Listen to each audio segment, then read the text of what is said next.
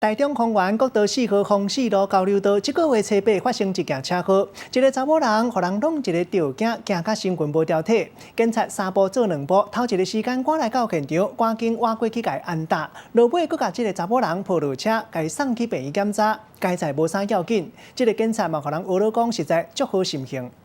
红色的轿车撞去咧分隔岛，拿车门受到真大力的撞击，无法度来拍开，规台车阁吊伫咧顶悬，着惊的车失去重心的并车，伫咧车内底查某驾驶毋敢乱震动。警方接到报案，随到来关心，先将车门扳开了后，后一秒真细腻，用抱的将伊抱出来，协助这个驾驶。